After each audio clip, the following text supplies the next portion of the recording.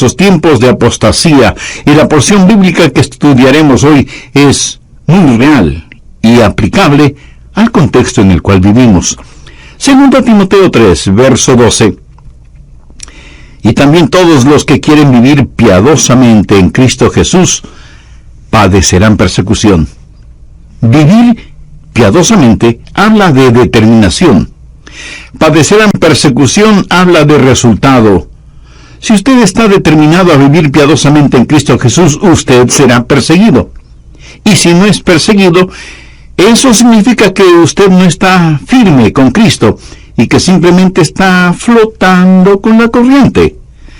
No se ha detenido a construir una represa. Pero si usted vive piadosamente en Jesucristo, le puedo asegurar que será perseguido. Y Pablo dice que eso se pondrá peor. Veamos el verso 13. Mas los malos hombres y los engañadores irán de mal en peor, engañando y siendo engañados. Se nos ha saturado con engaño en estos últimos tiempos. Pero doy gracias a Dios por lo que el apóstol dice en los versos del 14 al 16. Pero persiste tú en lo que has aprendido y te persuadiste sabiendo de quién has aprendido, y que desde la niñez has sabido las sagradas escrituras, las cuales te pueden hacer sabio para la salvación por la fe, que es en Cristo Jesús. Toda la escritura es inspirada por Dios y útil para enseñar, para redarguir, para corregir, para instruir en justicia, a fin de que el hombre de Dios sea perfecto, enteramente preparado para toda buena obra. El doctor Lee, quien fuera un gran pastor, rindió un hermoso tributo a la Biblia cuando escribió lo siguiente: la Biblia es un libro que está mucho más allá de todos los libros, así como un río es mucho más que un arroyuelo. Es un libro que está sobre todos, así como el sol, con su brillantez, es mucho, mucho más que un simple candil. Es como las alas de un águila, mucho más poderosas que las alas de un gorrión. La Biblia es sobrenatural en origen, eterna en duración, infinita en su alcance, divina en autoridad, humana en escritura, inexpresable en valor, inconmensurable en influencia, infinita en alcance, divina en autoridad, regenerativa en poder, infalible en autoridad, universal en interés, personal en su aplicación e inspirada en su totalidad. Es un libro que ha recorrido más senderos, ha viajado por más carreteras, ha golpeado a más puertas y ha hablado a más gente en su propio idioma que ningún otro libro que jamás el mundo haya conocido. Este párrafo, en verdad, es un extraordinario homenaje a la Biblia. Pablo le dijo a Timoteo: desde la niñez has sabido las sagradas escrituras, las cuales te pueden hacer sabio para la salvación por la fe que es en Cristo Jesús. Y luego el apóstol procede a dar esa gran declaración acerca de la inspiración de las escrituras. Toda la escritura es inspirada por Dios y útil para enseñar, para redarguir, para corregir, para instruir en justicia, a fin de que el hombre de Dios sea perfecto, enteramente preparado para toda buena obra. Pablo dice, en primer lugar, que toda escritura es inspirada por Dios. No solo una parte o ciertas partes de la Biblia son inspiradas por Dios. Toda la escritura es inspirada por Dios. Bien podemos decir que la Biblia es el aliento de Dios. Y es muy importante que entendamos esto. En Mateo 4:4 leemos: escrito está, no solo de pan vivirá el hombre, sino de toda palabra que sale de la boca de Dios. ¿Qué nos dice esto acerca de la inspiración divina? Primero, que no es una inspiración parcial. En nuestra convención bautista tuvimos un gran argumento sobre la palabra de Dios, argumento que duró 20 años. Había quienes decían que la Biblia no era la palabra de Dios, sino que contenía la palabra de Dios. Pero muy seductivamente decían que la verdad en la Biblia era verdad. Bueno, la verdad de un manual de cortadora de césped es verdad. Esas eran palabras sin sentido. Toda la Escritura es inspirada de Dios. Luego se hablaba de inspiración progresiva. Los teólogos liberales decían, por ejemplo, que el Antiguo Testamento no es inspirado como lo es el Nuevo Testamento, y que la Biblia es más y más inspirada a medida que se recibe más iluminación. No y no. Usted tiene revelación progresiva, pero no inspiración progresiva. Y cualquier capítulo de cualquier libro del Antiguo Testamento es tan inspirado como cualquier capítulo de cualquier libro del Nuevo Testamento. Toda la Escritura es inspirada, aunque hay porciones que no son tan inspiradoras. Por ejemplo, ¿quién puede sentirse inspirado leyendo las genealogías? ¿Cuánta inspiración puede usted obtener al leer una guía telefónica? No hay tal cosa como inspiración parcial o como inspiración progresiva. Lo que sí hay es inspiración plena, que sencillamente significa que toda la Escritura es inspirada por Dios. Y esto incluye la inspiración verbal. Algunos dirán, los pensamientos son los inspirados, pero no las palabras. Amigo, nadie puede saber que usted tiene pensamientos a menos que los exprese con palabras. Es como decir que se puede estudiar matemáticas sin necesidad de usar números. ¡Qué tontería!, ¿verdad? La Biblia es inspirada. Las Escrituras son inspiradas. Y porque son inspiradas, son instructivas. Le diré por qué y para qué la Biblia es tan útil. Es útil para la doctrina. ¿Qué es doctrina? Un pequeño niño definió doctrina de la siguiente manera. Doctrina es lo que la gente necesita cuando se enferma. El muchachito confundió doctrina con doctor. Doctrina significa enseñanza. Tenemos la Biblia para que nos enseñe lo que es correcto, pero también sirve para redarguir, o sea, para mostrarnos lo que no es correcto. También sirve para instruir en justicia. La Biblia nos da lo que es justo, nos muestra lo que es incorrecto, nos dice cómo ser justos y permanecer justos, y nadie puede hacer eso a menos que permanezca en la palabra de Dios. Las Escrituras son instructivas. ¿Qué es lo que hacen las Escrituras? Primero, son instrumentales en la salvación. En el verso 15, Pablo le dice a Timoteo, desde la niñez has sabido las sagradas Escrituras, las cuales te pueden hacer sabio para la salvación. Si usted quiere que la gente crea y se salve, tiene que darles algo en qué creer. Y eso es la palabra de Dios. Y si usted no siembra la palabra, no espere tener una cosecha. Escúcheme, la gente no se salva por su testimonio, ni por sus ideas, ni por sus filosofías. La Biblia dice en 1 de Pedro 1:23, siendo renacidos, no de simiente corruptible, sino de incorruptible, por la palabra de Dios que vive y permanece para siempre. Usted puede leerla, puede citarla, pero lo que quiera que haga es la palabra de Dios la que debe compartir con las demás personas para que sean salvas. Por lo tanto, la Biblia es instrumental en la salvación. Segundo, es instrumental en la santificación. Pablo dice que las Escrituras nos han sido dadas a fin de que el hombre de Dios sea perfecto. Esto no significa sin pecado, porque no hay nadie sin pecado. La palabra perfecto, telelos en griego, significa maduro. Dios quiere que crezcamos. Usted nunca será un cristiano maduro y fuerte hasta que se sumerja en la palabra de Dios.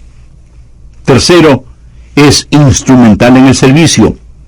Mire lo que dice el verso 17, a fin de que el hombre de Dios sea perfecto, enteramente preparado para toda buena obra. La idea aquí es la de un soldado y su equipaje cuando va a la batalla. Dios no le envía a la batalla desarmado. Él le da lo que necesita para que le sirva.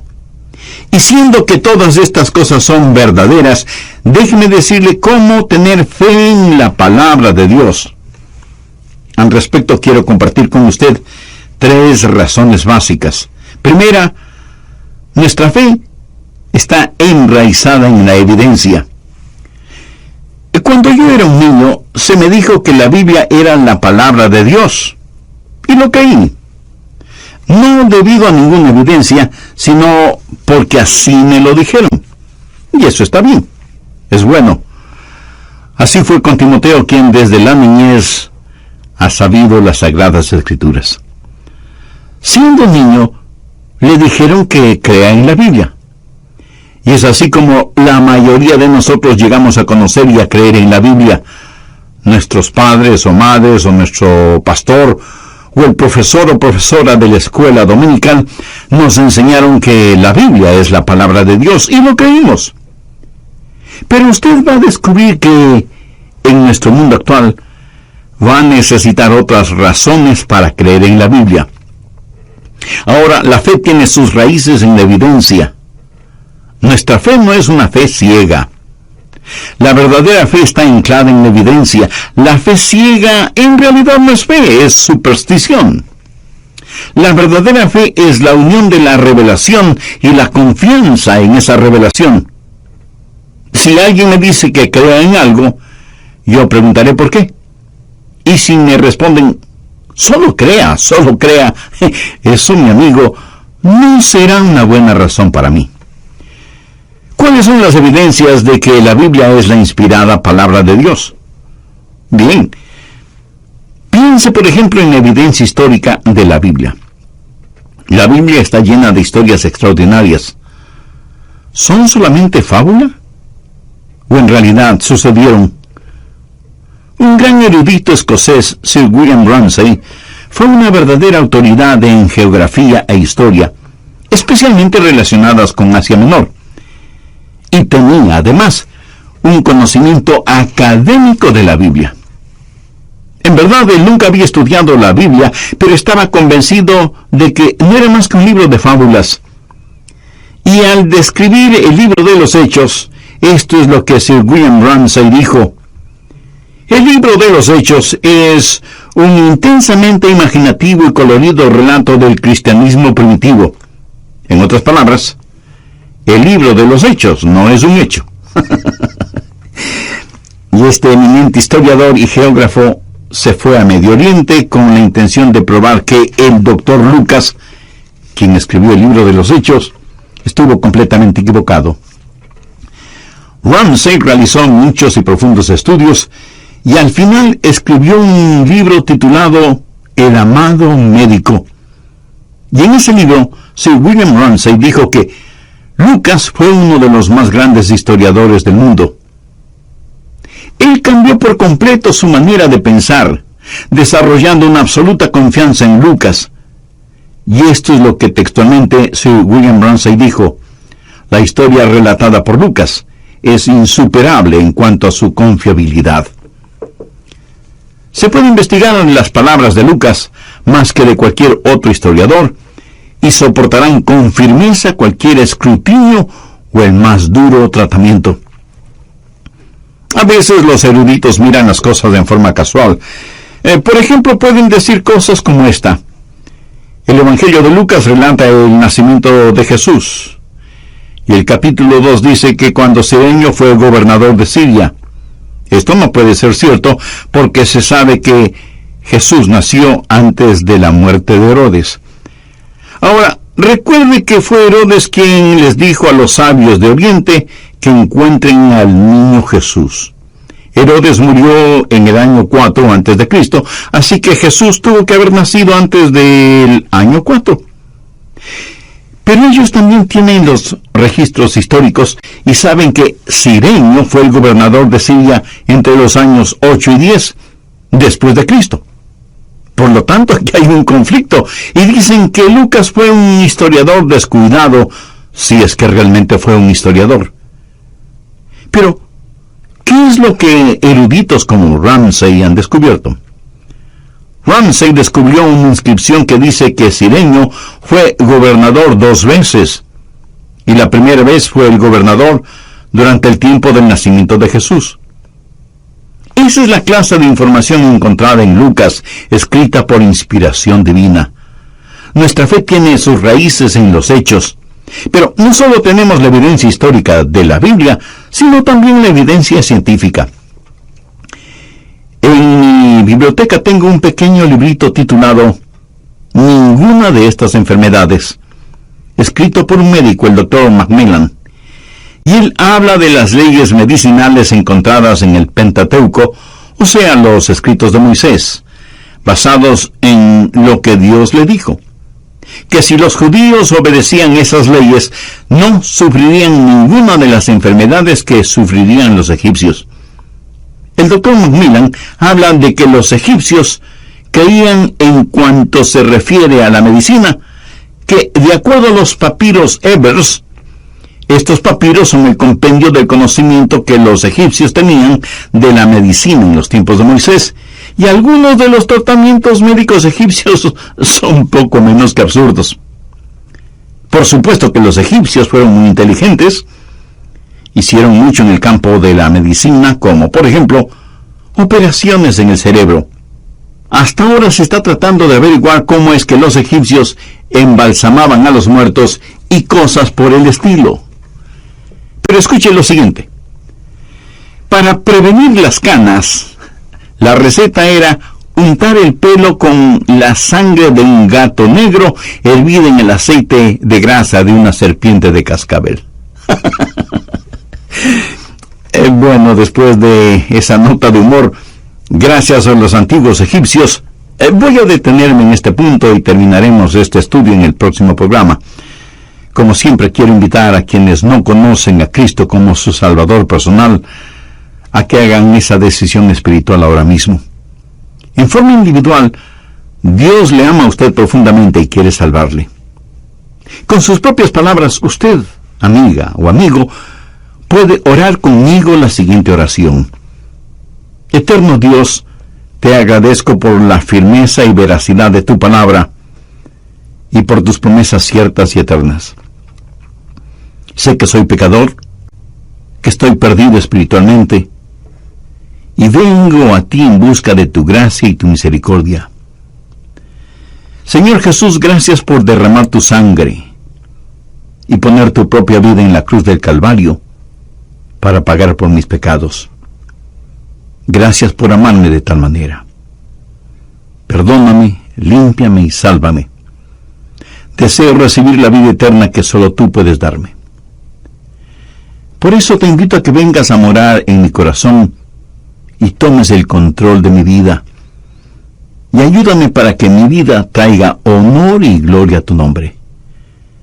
Ayúdame para que donde quiera que esté y con quien quiera que esté, pueda ser un fiel testigo de tu amor, tu gracia y tu misericordia, sin que me importen las consecuencias o a pesar. El egipcio fue escrito, Moisés estaba en la Universidad de Egipto. La Biblia nos dice que Moisés fue educado en todo el conocimiento y sabiduría de los egipcios. Yo estoy tan agradecido a Dios por el Pentateuco escrito por Moisés. No encontramos ninguna de las aberraciones medicinales de entonces que pareciera que en la actualidad están siendo promovidas por pseudomédicos y científicos. De hecho, en la Edad Media, en el siglo XIV, un terrible desastre asoló a Europa. 60 millones de personas murieron debido a la plaga negra. La gente caía a muerte en las calles y nadie sabía cómo controlar esa plaga. ¿Sabe qué? No fue la ciencia ni los doctores quienes pudieron controlar esa plaga. Fue la iglesia. Cuando, yendo a las páginas de la Biblia, leyeron en Levítico 13:46, todo el tiempo que la llaga estuviera en él será inmundo, estará impuro y habitará solo. Fuera del campamento será su morada. Amigo, eso en la actualidad es lo que se llama cuarentena. Y aunque eso tiene sentido para nosotros, para ellos en ese tiempo no tenía ningún sentido. Ellos no sabían nada acerca de virus o microbios. Pero Moisés dijo, esta gente que tiene la plaga debe estar en cuarentena. El Dr. Macmillan, en su interesante librito, cuenta lo que sucedió en 1840 en Viena. A las madres que estaban embarazadas, los doctores les hacían un examen pélvico. Pero esos mismos doctores habían realizado minutos antes autopsias y pasaban de una a otra labor sin jamás lavarse fuertemente las manos. Como consecuencia de esta práctica, o falta de la misma, 1 de cada 6 mujeres embarazadas moría por efectos de las infecciones. Hubo un doctor de apellido Semmelweis que observó este procedimiento, los doctores yendo de la morgue al cuarto de exámenes de las mujeres y viceversa, una y otra vez. Y el doctor Semmelweis dijo a los doctores: no podemos seguir haciendo eso por más tiempo. Será necesario que se laven y restreguen las manos cada vez que salen de la morgue y van a examinar a las mujeres embarazadas. Y así lo hicieron. Y casi de inmediato, las estadísticas cambiaron de 1 en 6 a 1 en 84. Pero un día, 11 de 12 mujeres murieron, y el doctor Semmelweis descubrió que aunque los doctores se lavaban bien las manos al salir de la morgue, no se las lavaban entre examen y examen. Así que dio la orden para que los doctores se lavaran las manos cada vez que iban a hacer un examen. Algunos doctores protestaron diciendo que perdían mucho tiempo lavándose las manos, pero el doctor Semmelweis se mantuvo firme en su decisión. Ahora, con eso en mente, veamos lo que dice Números 19, desde el verso 14.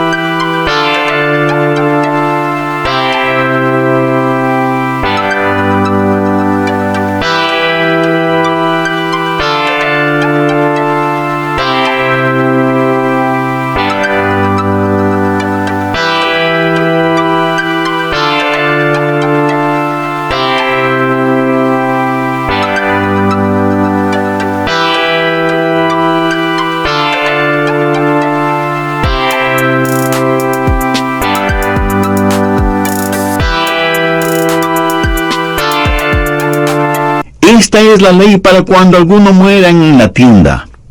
Cualquiera que entre en la tienda, y todo el que esté en ella será inmundo 7 días. Y toda vasija abierta cuya tapa no esté bien ajustada será inmunda. Y cualquiera que tocare algún muerto a espada sobre la faz del campo, o algún cadáver, o hueso humano, o sepulcro, 7 días será inmundo. Y para el inmundo tomarán de la ceniza de la vaca quemada de la expiación, y echarán sobre ella agua corriente en un recipiente. Y un hombre limpio tomará hisopo, y lo mojará en el agua, y rociará sobre la tienda, sobre todos los muebles, sobre las personas que allí estuvieren, y sobre todo aquel que hubiere tocado el hueso, o el asesinado, o el muerto, o el sepulcro. Y el limpio rociará sobre el inmundo al 3º y al 7º día. Y cuando la haya purificado al día 7º, él lavará luego sus vestidos, y asimismo se lavará con agua, y será limpio a la noche. ¿Qué significa todo esto? En realidad no es más que lo que el doctor Semmelweis dijo a los doctores: tienen que lavarse las manos con bastante agua, y tienen que hacerlo repetidamente. Debía haber un intervalo de tiempo sin desinfectantes para que las bacterias mueran. El cambiarse de ropa, no llevar esa ropa infectada a todas partes para evitar el infectar a otras personas. Estuve leyendo acerca de William Tyndale, quien tradujo el Nuevo Testamento al idioma inglés. Cuando él comenzó esa labor, fue tan perseguido en Inglaterra que tuvo que ir a Alemania para terminar ese trabajo. Cuando finalizó y llegó el día para poder imprimirlo, Vándalos invadieron la imprenta y lo destruyeron todo, y él tuvo que comenzar nuevamente su laboriosa obra. Cuando terminó, él quiso regresar llevando el Nuevo Testamento en inglés a Inglaterra. Puso una gran cantidad de ejemplares en barriles llenos de harina para poder introducirlos de contrabando en Inglaterra, en donde la palabra de Dios comenzó a florecer.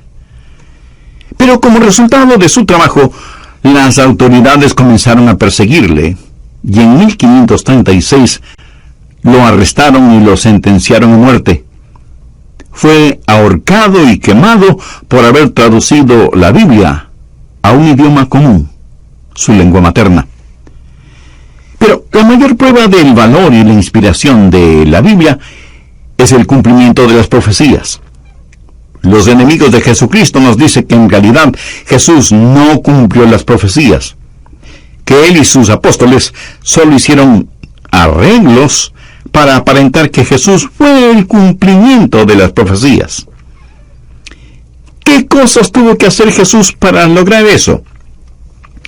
Primero, se las arregló para nacer en Belén. Amigo, usted determinó el sitio en donde iba a nacer.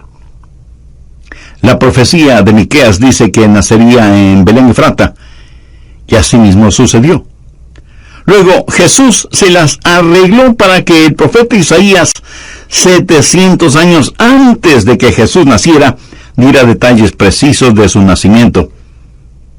Ese sí que fue un arreglo extraordinario, ¿no le parece?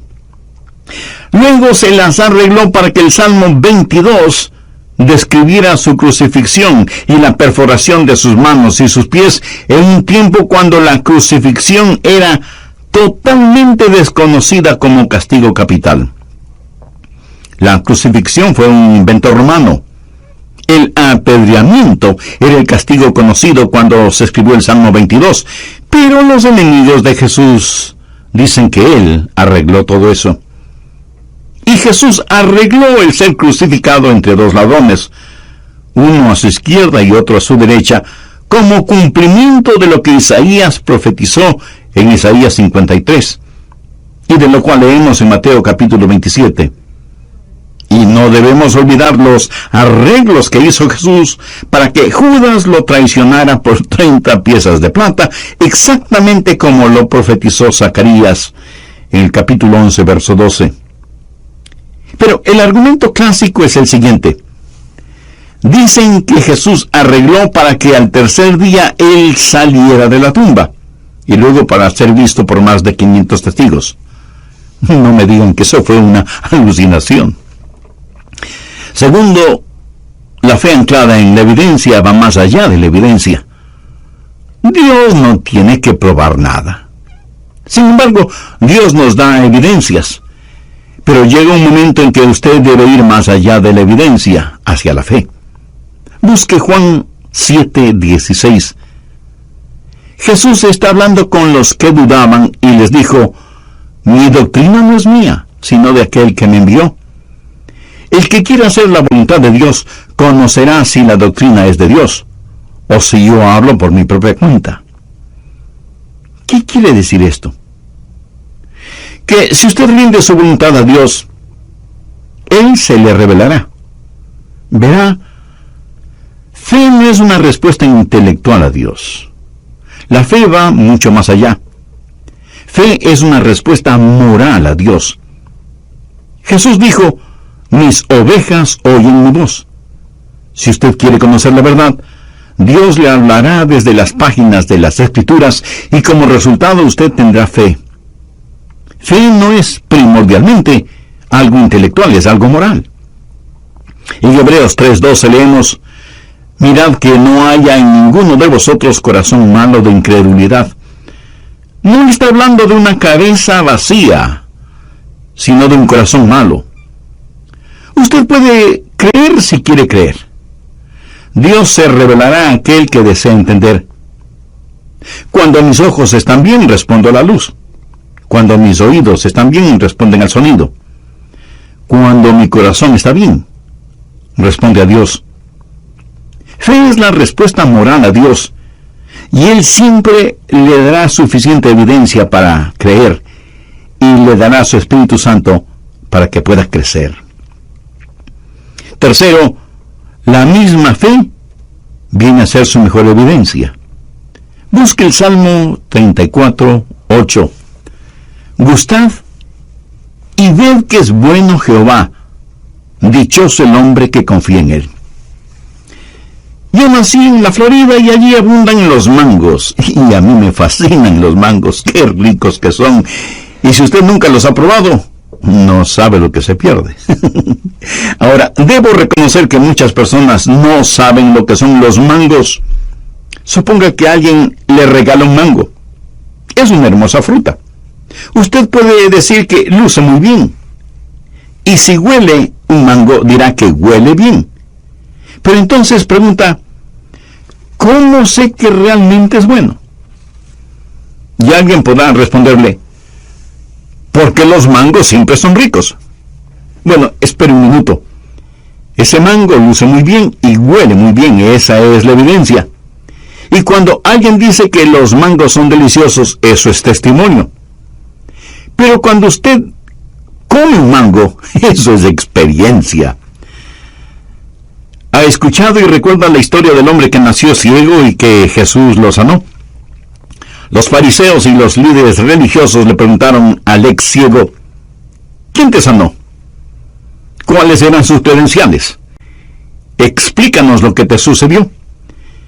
Y aunque el hombre no lo pudo explicar todo, sin embargo dijo, una cosa sé, que habiendo sido ciego, ahora veo.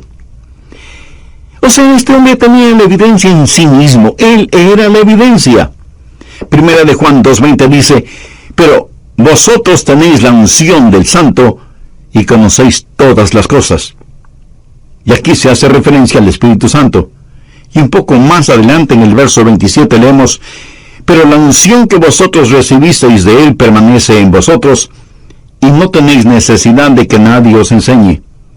Así como la unción misma os enseña todas las cosas, y es verdadera y no es mentira, según ella os ha enseñado, permaneced en él.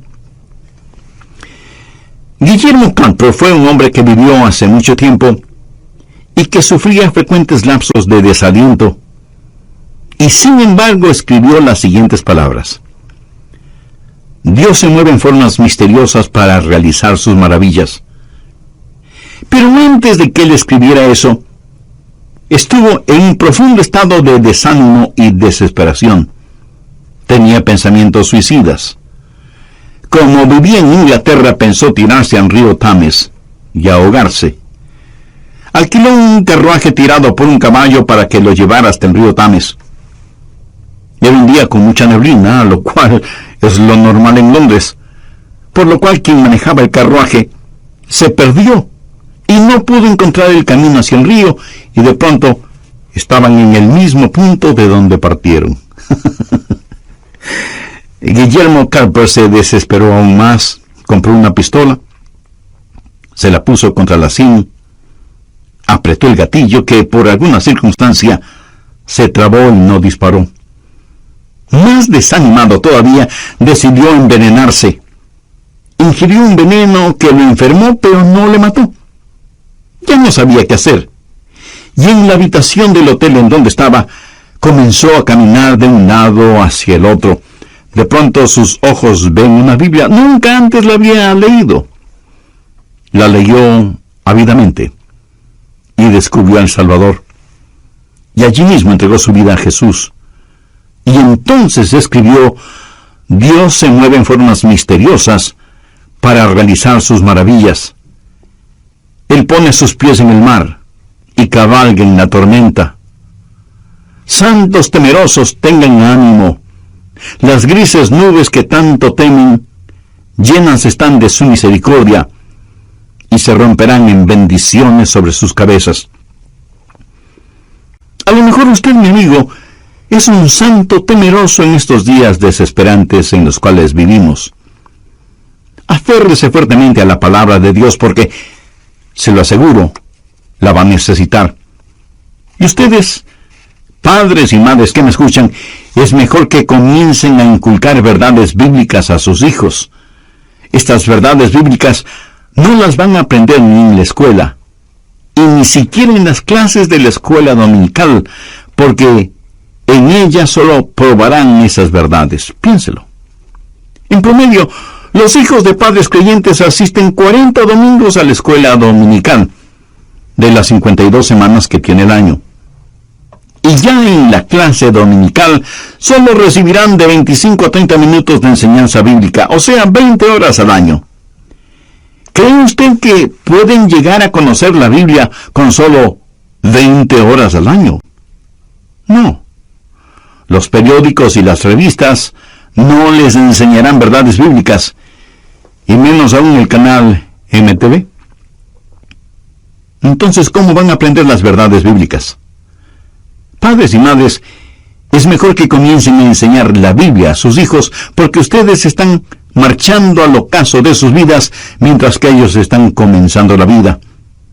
Y cuando piense en esto con relación a sus hijos, no se olvide que a través de ellos usted estará enseñando verdades bíblicas a sus nietos, aunque usted ya no esté presente. Pues vamos a 2 de Timoteo 3, los versos del 13 al 17.